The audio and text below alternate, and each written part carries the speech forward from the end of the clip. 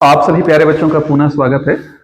आज हम 6 अंकों वाली संख्या का घनमूल कैसे निकालते हैं, ट्रिक का प्रयोग करके इसके बारे में पढ़ेंगे।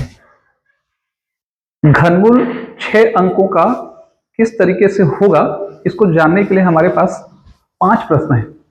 इन 5 प्रश्नों के माध्यम से, ट्रिक की सहायता से तुरंत हम घनमूल कैसे निकाल सकते हैं, इसको जानने के लिए आपको घनफल जानना पड़ेगा।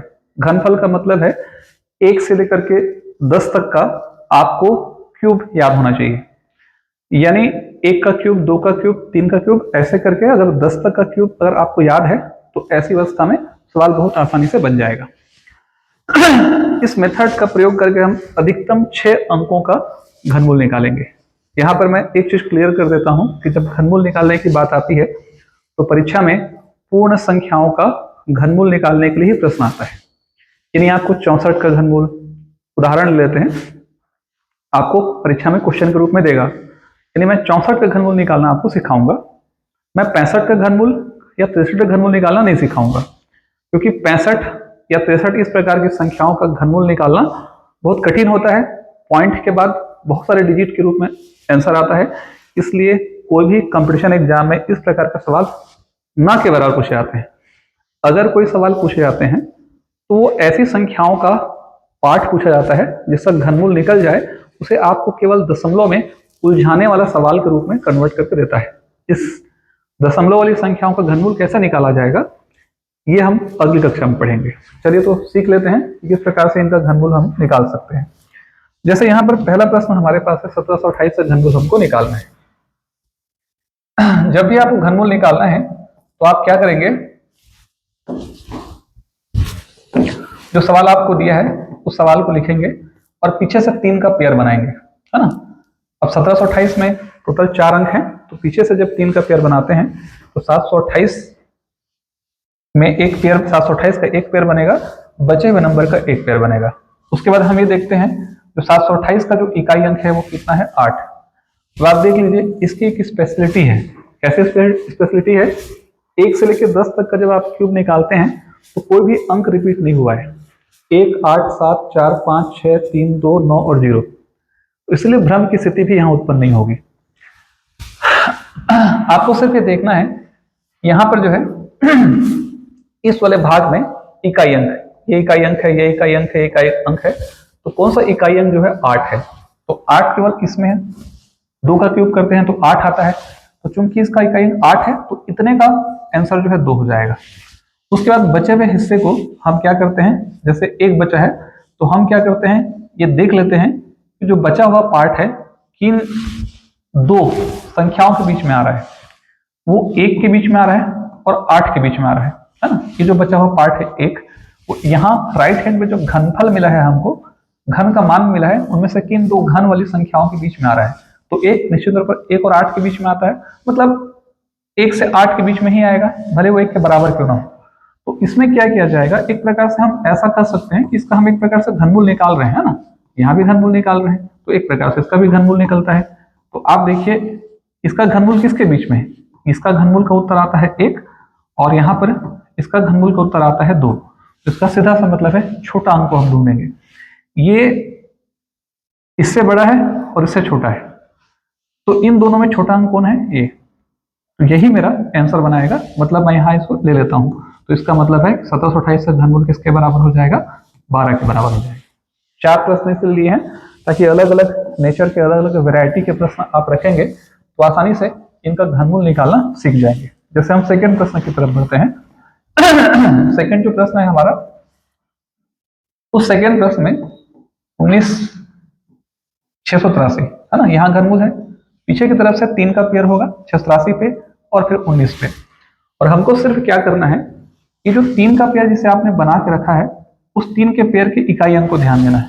जो 3 का पेयर है उसमें इकाई अंक 3 है। तो अब घनफल वाले हिस्से में आप देख लीजिए कि 3 कहाँ दिखाई दे रहा है आपको, यहाँ 3 दिखाई दे रहा है आपको। 343 का इकाई अंक 3 है। आपको इकाई अंक से मतलब है, बाकी से कोई मतलब नहीं। इकाई अंक लास्ट में 3 है और यहाँ 3 है, तो इतने का जो परिणाम है इसका 21 का घन है, जिसका घन है वही आंसर होगा, तो 7 का घन है, तो यहाँ पर रिजल्ट आ जाएगा 7। अब देखिए बचा हुआ जो पार्ट है 19 है, तो 19 किसके बीच में आता है, इसको हम समझेंगे। 19 आता है किसके बीच में, देख लीजिए किन दो घन संख्या के बीच में 19 प्राप्त होगा, वो प्राप्त होगा 8 और 27 के बीच में। तो निश्चित तौर पर इसे हम लिखेंगे 8 और 27, ठीक है, यहाँ ध्यान रखिएगा, इसको हम लिखेंगे 8 और 27। तो इसे घनमूल के रूप में रख लीजिएगा, है ना, या शुरुआत में बता रहा हूं मैं, आखिरी के दो सवालों को स्पीड से बनाएंगे हम, है ना, नहीं तो बहुत आसान सा तरीका है। 8 का घनमूल होता है 2 और उसके बाद इसका होता है 3, तो इसका मतलब है कि जो 19 का घनमूल है, छोटा वाला अंक कौन सा है, 2 है, तो 2 ही हमारा आंसर बन जाएगा। तो इस वाले हिस्से को मैं यहाँ रख लेता हूँ। तो इसका मतलब है कि 19,683 का जो घनमूल है किसके बराबर हो जाएगा, 27 के बराबर हो जाएगा। ठीक है, चलिए क्वेश्चन नंबर तीसरे की ओर बढ़ते हैं। तीसरा नंबर का जो सवाल है इसमें भी लगभग वही है। तीसरा नंबर में सिर्फ एक फर्क है, फर्क क्या है, 1, 7, 6, 4 और 9, है ना। तो ध्यान रखिए, पीछे से हम 3 का पेयर बनाते हैं, यहां से 3 का पेयर लेते हैं। आप इकाई अंक को देखिए, इस 3 के पेयर का इकाई अंक 9 है। यहाँ 9 आपको कहाँ मिलेगा, 729 में। 729 में 9 होता है और वो 9 का क्यूब होता है, तो इतने का परिणाम जो है 9 हो जाएगा। उसके बाद आप देखिएगा कि 117 किसके बीच में है, तो 117 अगर हम इसी में देखते हैं, 117 जो है 64 और 125 के बीच में होता है। तो निश्चित तौर पर वो 125 से छोटा है और 64 से क्या है, बड़ा है। तो इनका आपको क्यूब लेना है, इसका क्यूब लेना है और इसका क्यूब लेना है, और छोटे वाले नंबर हमारा आंसर बनाएगा। 64 का जो क्यूब है, मैं यहाँ साइन नहीं डाल रहा हूँ समझाने के लिए, 4 चौक 16 चौक 64, तो 4 यानी 117 जो है तो किसके बीच में है, 4 के बीच में है, और इसका होता है 5। तो छोटा वाला नंबर कौन सा है, 4। तो इसीलिए इसका जो घनमूल है किसके बराबर हो जाएगा, 49 के बराबर हो जाएगा, है ना। बाकी जो सवाल हैं, ये जो 2 सवाल हमारे पास बचे हुए हैं, किसी भी स्थिति में किसी भी कंडीशन पे, अब ध्यान रखिएगा इसका जो आंसर बनेगा वो आंसर भी लगभग वैसे ही बनेगा। तो कम से कम एक सवाल तो बना ही लेते हैं। 63, उसके बाद फिर 60, उसके बाद फिर 56। इधर से हम 3 का पेयर लेते हैं, इधर से हम 3 का पेयर लेते हैं। आखिरी अंक देखिए, इकाई अंक 6 है, 6 का मतलब होता है 216। 216 किसका क्यूब है, 6 का, तो यहाँ 6 आ जाएगा। और यहाँ 636 किसके बीच में, उसको आपको देखना है। तो 636 जो है वो ध्यान रखिए इस चीज को, कि 636 होगा 512 से 729 के बीच में, 512 से लेकर 729 के बीच में। 512 का घनमूल निकालेंगे, 729 का घनमूल निकालेंगे। 512 का घनमूल होता है 8, छोटा अंक 636 के हिसाब से, ये बड़ा अंक, तो छोटा अंक हमारा आंसर बनाएगा। तो इसलिए 8 को मैं यहाँ से ले लूंगा। तो इसलिए इसका जो घनमूल है किसके बराबर हो जाएगा, 86 के बराबर हो जाएगा। इसको आप उरल देख सकते हैं, हमको उतना दूर जाने की जरूरत नहीं पड़ेगी, ऐसे ही बना लेंगे आप, है ना। 4 मतलब सीधा सीधा 4, यहाँ पे आप किसका वर्ग है, 4 का, तो ये 4 हो जाएगा।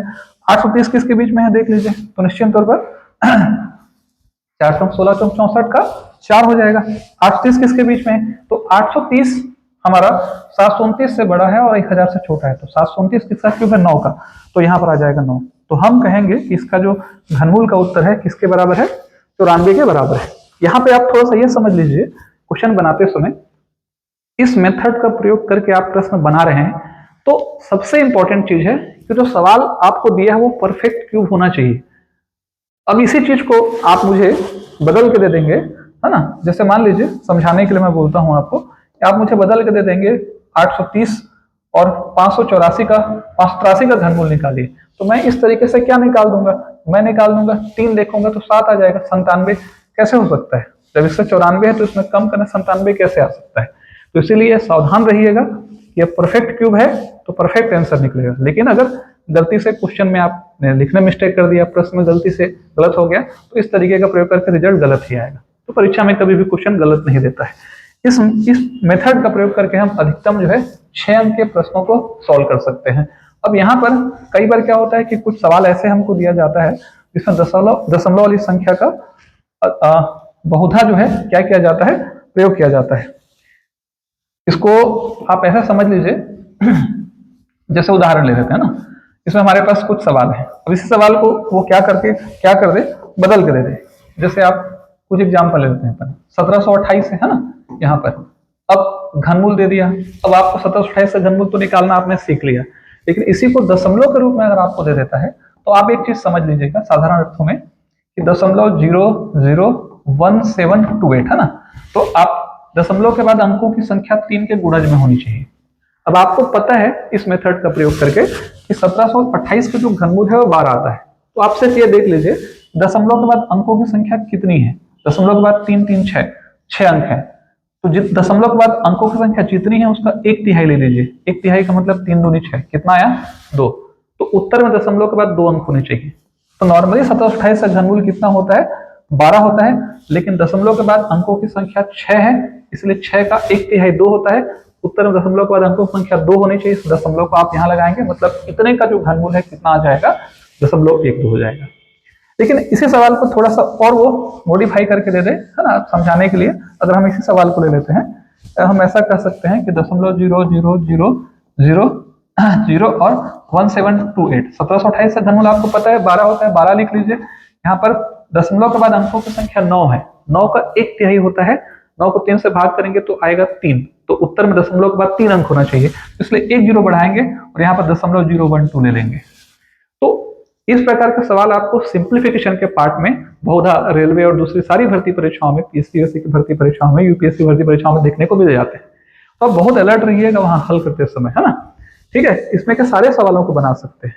जैसे आपको अगर फिर भी कंफ्यूजन हो रहा है ना, तो आप अगर मान लिया जाए कि आपको कंफ्यूजन हो रहा है कि सर कैसे आया, कोई दिक्कत हुई, तो आप ऐसा भी कर सकते हैं। मैं समझाने के लिए बोल रहा हूँ, जैसे 1728 है तो आप ऐसा कर लीजिए, आप ऐसा कर लीजिए दशमलव के बाद 2 और 4 कितने अंक हैं 6, तो 1728 ले लीजिए। उसके बाद फिर 1 लिख के आप 6 0 बढ़ा लीजिए, 4 5 और 6, तो निश्चित तौर पर 1728 का उत्तर होता है 12। और यहाँ पर जब घनमूल निकलेगा ठीक है, दशमलव के बाद 3 3 6 है, तो 1 2, यहाँ आप 100 का पेड़ बनाएंगे तो 100 100 100, तो वर्गमूल क्या हो जाएगा 100 × 100 × 100, मतलब घनमूल के रूप में 300 का पेड़ बाहर आएगा और 100 आएगा, और 100 से डिवाइड करेंगे तो पॉइंट क्या आ जाएगा 12। वही प्रक्रिया यहां भी ले सकते हैं।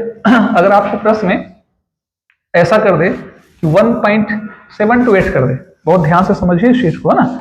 अगर सवाल में 1.728 कर दे, इस प्रकार का सवाल आपको बनाने के लिए दे, तो आप कैसे बनाएंगे इस प्रकार के सवाल को। तो देखिए दशमलव के बाद अंकों की संख्या कितनी है 3 है, तो आप सिर्फ 1728 का घनमूल निकालिए। 1728 घनमूल कितना होता है 12, दशमलव के बाद कितना अंक है 3, तो दशमलव यहां लग जाएगा। हर दशमलव के 3 अंक के बाद दशमलव के बाद उत्तर में 1 अंक होगा। इस बात को आपको बहुत ध्यान से समझना है ना, इस बात को बहुत ध्यान से समझना है। दशमलव के बाद 3 अंक है तो इसका उत्तर 1 पॉइंट क्या हो जाएगा 2 हो जाएगा। तो इस तरीके से आप भ्रमित होने की स्थिति से बच सकते हैं। फिर भी कंफ्यूजन हुआ, दशमलव हटा कर नीचे में 1 लिख के 3 0 बढ़ा दीजिएगा, 12 भागित 10 आएगा, हल करेंगे तो 1.2 ही आ जाएगा। तो उम्मीद करता हूं कि ये पूर्ण संख्याओं वाला जो घनमूल है वो किस तरीके से निकालते हैं आपको जरूर समझ आएगा। घनमूल की जब अगली क्लास होगी इसमें हम डिफरेंट वैरायटी के क्वेश्चन बनाएंगे। अगर वीडियो आपको अच्छा लगे तो वीडियो को जरूर लाइक कीजिएगा, चैनल को सब्सक्राइब कर लीजिएगा, बेल आइकन के नोटिफिकेशन को ऑन कर लीजिएगा ताकि आप तक वीडियो पहुंचता रहे। सभी को थैंक यू।